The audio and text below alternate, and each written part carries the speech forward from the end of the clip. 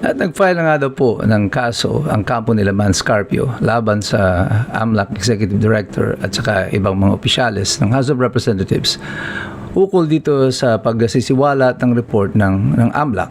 At kaninang umaga ay nagbukas na naman muli ang pagdinig ng House of Representatives ukol sa mini trial ng kanilang impeachment laban kay Sara Duterte. Ano ang katotohanan tungkol dito? Meron niya bang karapatan ang House of Representatives, kagaya ng sinasabi ni Luis Ro, na mag-inquire or i-require ang lahat ng opisyales, pati ang mga bank deposits, pati ang AMLAC, pati ang BIR, na buksan ang lahat ng ebidensya na kinakailangan nila sapagkat sila ay nasa isang impeachment process. Ito po si Attorney Mike Operario at pag-usapan po natin yan. At yun na nga, naging mabalita na nagsampa na nga ng kaso sila Manscarpio. At ito namang si Luis Ro, ang sinasabi niya sa kanyang opening statement pa lang kanina ay wala silang pakialam, di sila natatakot kung sila ay sampahan ng kaso sapagkat gagawin pa rin nila ang kanilang mga dapat gawin. Tama ba ang posisyon nila Manscarpio ukol dito sa non-disclosure ng AMLAC report, at saka tama rin naman ba itong ang House of Representatives na sinasabi na may karapatan sila under the Bank Secrecy Law na pabuksan itong mga report na ito. Well, dito po makikita ninyo na dalawang batas actually yung pinag-uusapan dito, yung Anti-Money Laundering Act at saka yung Republic Act number 1405 o yung an act prohibiting the disclosure in bank deposits or transactions. Dito po sa diniscuss ko nun, yung Republic Act number 1405, totoo naman mayroong provision doon na sinasabi dito na exception doon sa non-disclosure na ito ay yung kaso ng impeachment. However, dito sa proceedings sa House of Representatives, hindi po bank deposits ni Sara Duterte ang pinag-uusapan doon sa report. It is the AMLAC report, hindi po bank deposits. So, ang applicable po na batas dito ay yung Anti-Money Laundering Law o yung Republic Act number 9160 as amended. At dito po sa Republic Act number 9160, wala pong qualification. Meron pong absolute prohibition ng disclosure ng mga report. Bakit po may pagkakaiba? Dito po kasi sa bank secrecy, ito po yung actual transactions. At kung ang kaso ay kaso ng katiwalian, maaari nga kung dumating na sa punto ng impeachment, magkaroon ng disclosure as one of the exceptions. However, pagdating sa AMLAC, pagdating sa Anti-Money Laundering Act, the report itself is not yet a crime. Hindi pa po krimen yung report. Ang report po ay compilation lang ng mga sinumite ng mga bangko na pumapasok doon sa threshold ng report na po pwedeng o dapat na i-report ng mga bangko sa Anti-Money Laundering Council. So, yung report po is not a crime. Hindi po krimen kapag ikaw ay nabigyan ng report o yung transaction mo ay na-report. And that is why meron pong mas mahigpit na rason for non-disclosure of this because wala ka pang crime at pagkatapos masasama ka dito o mapag-uusapan ka na kaagad.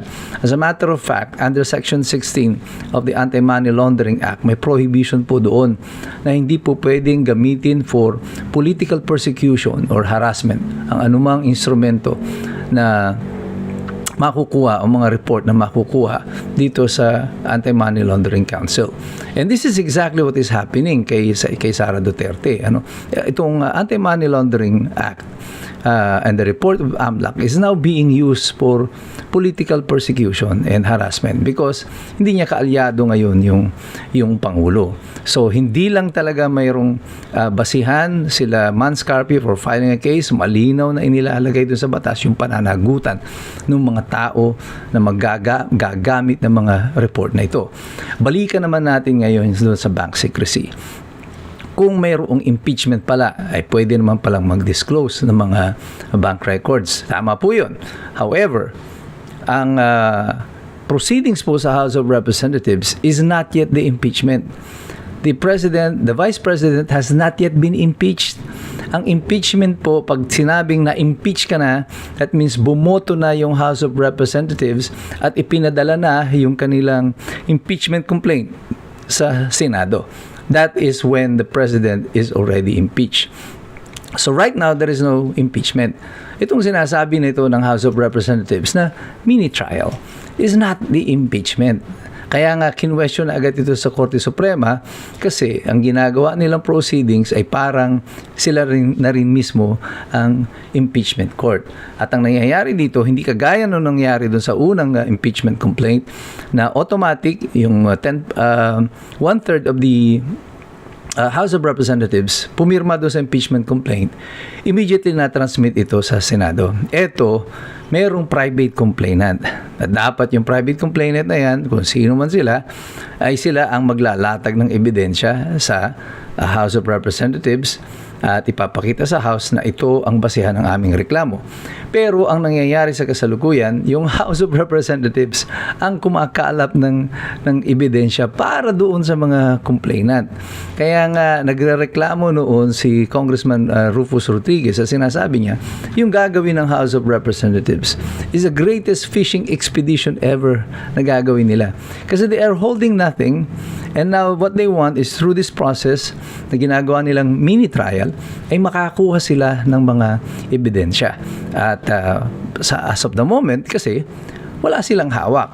Kaya nga ang nangyari, kung sino-sinong inupo nila, they have different strategies. Inuuna si Madriaga, nung pumalpak si Madriaga, plan B, go to AMLAC. At mukhang pati itong AMLAC na ito ay papalpak. Kasi nakikita ng mga tao kung ano talaga yung katotohanan dito sa mga sinasabi nila ng mga disclosure. Hindi ko sinasabi o dinidepensahan si VP Sara dito na wala nga siyang mga deposito sa bangko or whatever. Wala naman akong personal na alam doon. Ang alam ko lang kung ano sinasabi ng batas at karapatan nila na gamitin ang provision ng batas para protektahan ang kanilang mga karapatan. Kasi kung ang mga taong kagaya niya ay hindi pwede palang gamitin ang batas para proteksyonan ang kanilang mga sarili, anong pag-asa natin bilang mga ordinaryong mamamayan? Dito nakikita natin yung opening statement lagi na ginagawa ni Luis sa tuwing sila ay mag-uumpisa ng sesyon sa impeachment ay pagpapahayag lagi ng kanilang saloobin. Akala niya ito'y nakakabuti sa kanila. Sa katotohanan, ito'y mas lalong nakakasama sa kaso nila. Kasi lahat ng sinasabi ni Luis Ro ay already a declaration of bias against the Vice President. Dapat independent kunyari sila naghahanap ng ebidensya. Pero doon sa mga opening statement niya, sinasabi na niya lahat na kung ano ang kanilang gagawin at they have already prejudged this case. Ang ginagawa lang niya ay pinalalakas niya ang kaso ng kampo ng mga Duterte pag i-challenge sila sa Supreme Court dito sa kanilang ginagawa. Sinabi na nga ng Supreme Court doon sa unang impeachment, there are right ways of doing things and there are wrong ways of doing it. Itong ginagawa ni Luis Ro, this is one of the wrong ways of doing things. Kanya nga lang, tuwan-tuwa siya sa kanyang boses na naririnig niya yung kanyang mga argumento, nagmumukha siyang eksperto at magaling at patalinong abogado pag siya ay nagsisisigaw doon sa maliit na silid ng House of Representatives. Pero tayong lahat, we will not be fooled. And this is the reason why nagagawa po tayo ng mga vlog na ito. Kasi binobombard po nila, binobomba nila yung mga tao ng mga maling impormasyon upang eventually ang kasinungalingan na ito pag pinaulit-ulit pagmumukhang katotohanan. Pero tayong lahat na mga ordinaryong Pilipino, ang mga iskombro, hindi na tayo paloloko. Sapagkat lagi kong sinasabi sa inyo, kayong lahat magsipagmasid, makilahok, mag-aral. Sapagkat mahirap makialam ang taong walang alam. God bless you. God bless us all. Mabuhay ang Republika ng Pilipinas.